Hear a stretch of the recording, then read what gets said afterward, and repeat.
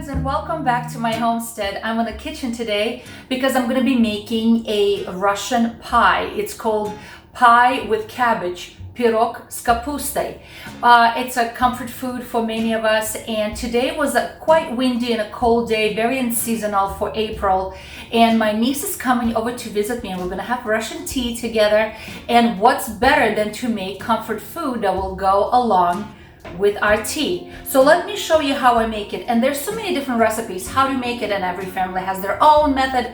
This is mine, and I tweaked it a little bit to make it my own. Are you guys ready? Okay, we're gonna start with the dough, and the dough is super simple. It's a yeast dough, so it likes warmth, it likes warm hands, that sort of thing. So I'm gonna start with a cup of warm milk, and I'm gonna leave all of the ingredients on in the description below. I'm gonna use 1 cup of warm milk. How warm? Pleasant to a finger. Nothing too hot because that will kill the yeast. Too cold, it will take too long to rise. And I'm gonna add 2 tablespoons of dried yeast. Okay. To that, I'm gonna add a tablespoon of sugar, because that's going to help the yeast to rise. Also, I'm going to add just half a teaspoon of salt. All right. I'm going to add 1 egg, and a half a stick of melted butter. It's about 50 grams in here. If you don't want to use butter, you can always substitute for any kind of oil. And if you don't want to use milk, you can always use just warm water. It's fine as well, but I can promise you that the taste will be much, much better if you use butter and milk. And I'm just gonna mix this together real quick, and I'm gonna start adding flour. And flour I'm gonna be adding in portions to make that soft dough.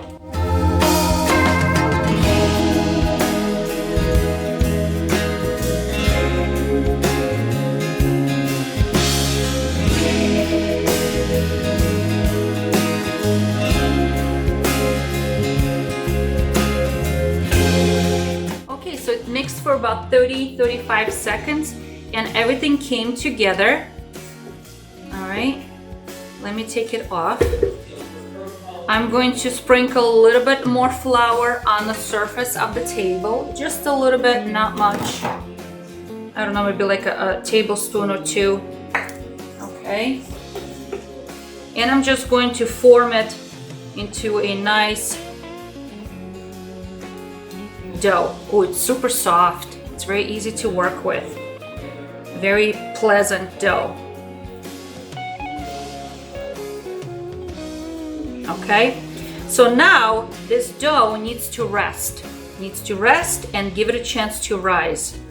I'm gonna put it back into my mixing bowl, but before I do that, I'm just gonna sprinkle a little oil on the bottom of it.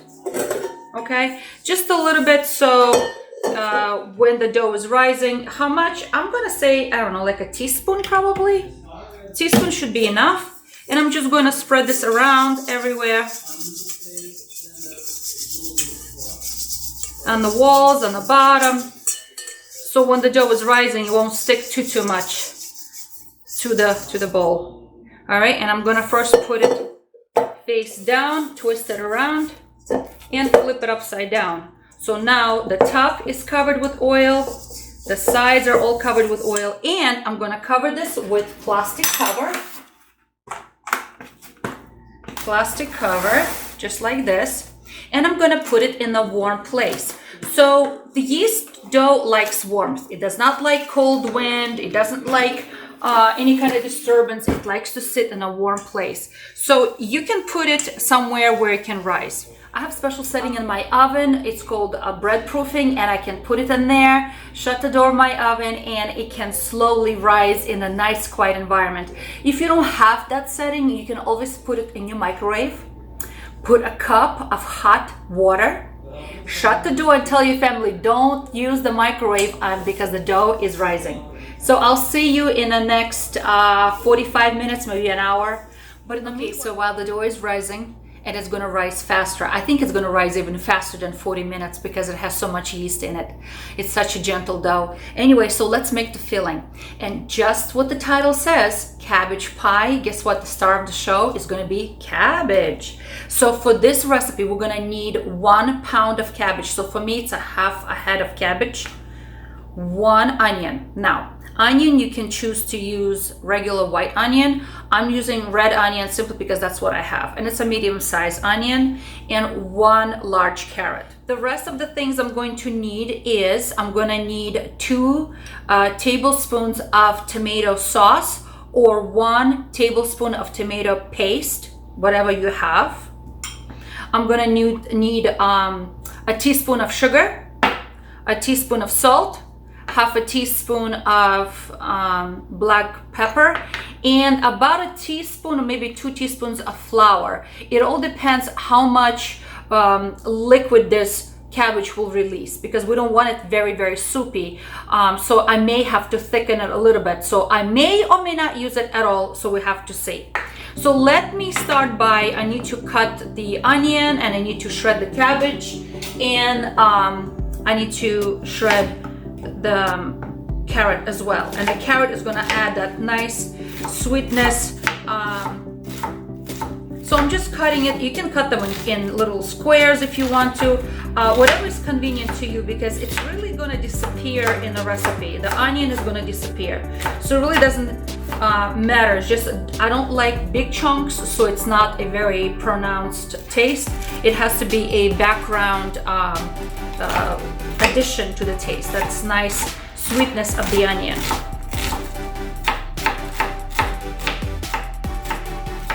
All right, I'm gonna shred this carrot.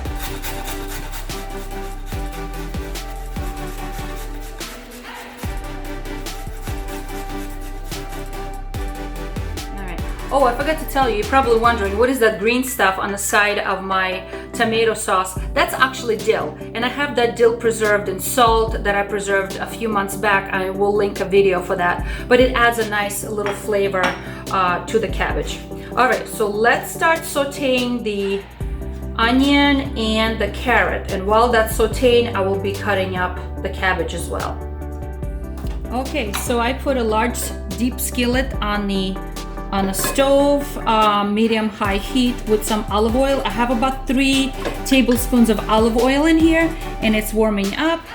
Okay, so let's start sauteing onion.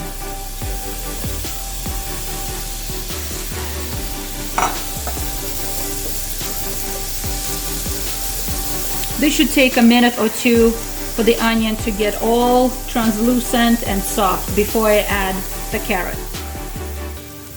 So this has been sauteing for about 2 minutes, and then nicely, perfectly cooked. I'm going to be adding the carrot. I'm going to let that all cook together and marry together. I think I need to turn the heat down a little bit. I don't want the onion to burn. And again, this is going to cook probably 2 minutes, maybe 3. I don't want to overcook it, but I do want the carrot to get soft. All right, so how to shred the cabbage? The cabbage should be shredded in very thin slices, okay? Because you don't want to bite into a big chunk of cabbage. So my mama taught me to cut this on an angle, okay, and twist it as I have to. So if you look at it, it's like literally looks like straw, the little pieces of straw.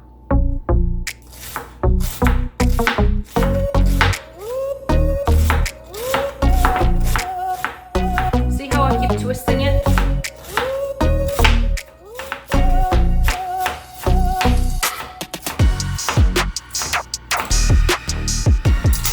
Okay, cabbage is ready.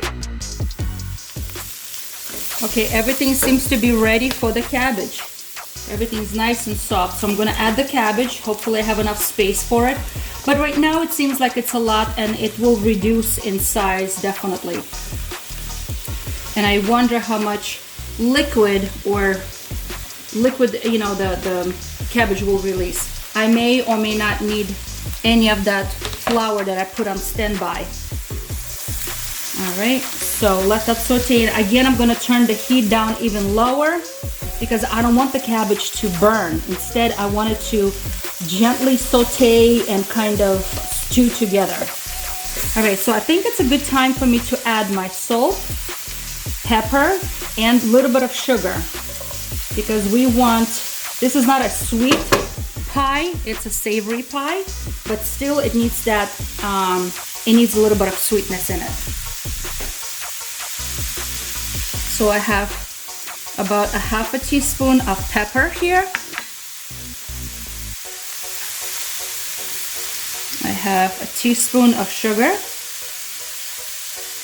Okay, just a teaspoon.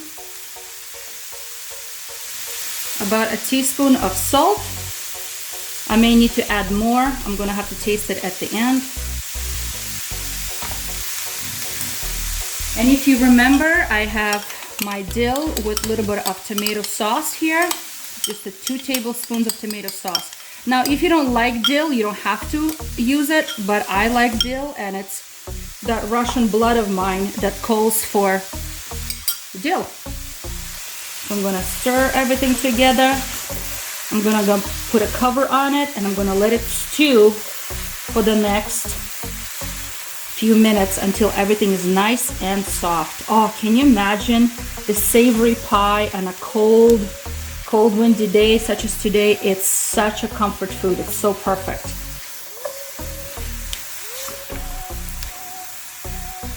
All right.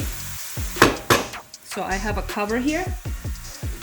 I'm gonna put a cover on, and I'm gonna let this cook on a low heat for the next 15 minutes. I'm gonna stir once in a while and check on it.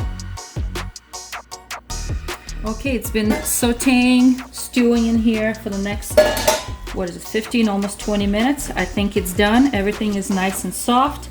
I want to taste it for salt, for pepper. Oh, it's beautiful. I'm gonna turn off the heat. So let's just take a piece and taste it. Make sure it's okay. Ooh, it's hot. It's perfect. No need for anything else. Okay, so now it needs to cool off a little bit. There's really no extra liquid in the bottom, so I do not have to add that flour to thicken anything. So I'm gonna just let this cool off a little bit, and I have to check on the dough and see what it's doing.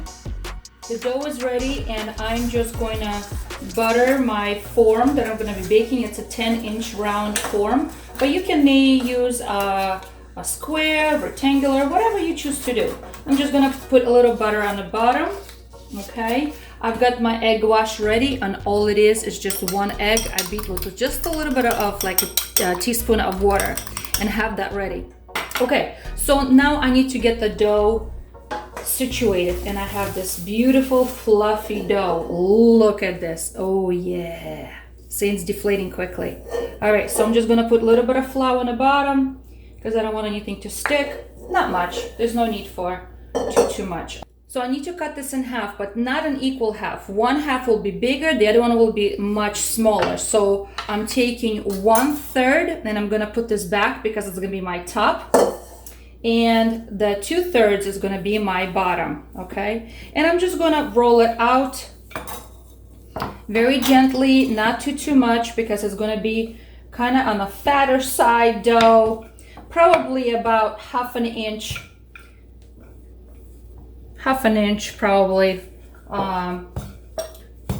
rolling out in a circle. Let me move this out of the way. Okay. It smells like yeast in my house right now. All right. So this is a savory pie. It's not a sweet pie, but it's served often with tea, especially afternoon tea, for brunch, for breakfast, for lunch. All right. But it's also a lazy way of making pirashki. And if you know what pirashki means, it's those small dumplings that are baked dough with. All right, so I think this is good enough. All right, so I'm going to attempt to transfer this over into the form. If it doesn't fit, I can stretch it out a little bit. It's okay. All right, oh, look at this, it's beautiful. It's beautiful. All right, so I need to make sure it's sitting on the sides and not falling all down. All right, I'm gonna push it down so it fills the corners on the bottom. All right, just like that, just like this. This is a very old-fashioned pie, and every Russian, Ukrainian, Belarus, Slavic family knows these pies. We can make them with any filling, but this one is particular with cabbage, because we live on cabbage. All right, so now I'm gonna be putting the filling, okay? I'm just gonna dump it all in here. And again, I realized that there is no extra liquid. If there was, some cabbages are so juicy, especially in the beginning of the season. They're so juicy that I often have to add flour, a teaspoon, a tablespoon, depends on the situation, just to absorb that extra liquid. But right now is April, and these cabbages are not exactly the freshest because they were grown in the fall or something like that. All right, so I'm just gonna tap everything down so there's no air pockets, okay? And now I'm gonna be putting down the top layer. Again, a little bit of flour so it doesn't stick. And I'm just gonna roll this out a little bit. All right, just a little bit. Again, it doesn't have to be very thin, probably 1/2 inch, maybe like a 1 centimeter wide circle. All right, not too thin. It's quite thick dough. Usually as a kid, I was allowed to roll this out because Mama would be like, yeah, it doesn't matter if it's thick or thin. All right, so let me put that on top, just like this. And guess what? I want it to be on touch the filling, just like this. All right, and I'm gonna be folding that over. And I'm gonna be making some sort of a design. Now, be creative, whatever design you like. You don't wanna do design, don't do a design, okay? It's very rustic kind of pie. And I'm gonna try to pinch it the best I can. Okay, because I want it to stay closed. So I'm just pinching it together. Those two layers, I'm pinching them and rolling them like a little rope. I don't know if you can see it on the video, but again, listen guys, this is totally creativity or no creativity. And even if there's no creativity, as long as they are attached together. Okay. Now, at this point, I have a tiny little piece of dough left. Just pushing it so make sure everything's attached. Okay, I have a tiny little piece of dough left over, and I can decorate it somehow, so I can like make a little rope.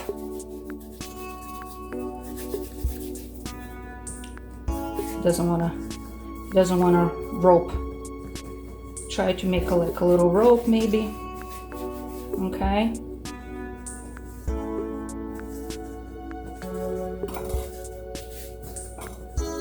I'm gonna cut in half.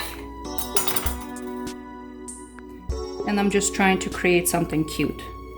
Doesn't have to be. So I'm just twirling these two around. Ooh, come back here. All right, and I'm gonna place it here, pinch them together. All right, that's it. And I'm not gonna do much right now at all. I'm gonna let this pie rest. I'm gonna cover this so that like either with the towel or with the plastic, it doesn't matter. Just cover that and let it rest for about 15 minutes or so, 20 minutes, because you want this dough to puff up just a little bit. In the meanwhile, the oven is heating up, 350 degrees. So when it's all heated and this will be all ready, I'll put it in the oven and bake for about 40-45 minutes. Okay, look at that. In just 15 minutes, it doubled in size. It's crazy. So I'm just gonna make little vent holes in it. All right. I know that deflates a little bit. Just put a couple of vent holes because we want to make sure that this pie does not explode. And I'm gonna put a little bit of egg wash. Now guys, if you want to, you don't have to egg white. You can put just milk. Milk also gives a nice little shine, but I'm just gonna put a little egg wash so it'll give a nice coloring. Alrighty, so I think that's enough. And I'm gonna put it in the oven. The oven already heated to 350. Oh my gosh, it's gonna be beautiful. I hope it tastes good, as good as it looks. Very rustic, very quick pie, but something unusual and totally delicious to serve your family and surprise them a little bit. All right, I'm gonna put it in the oven. Lord bless this pie.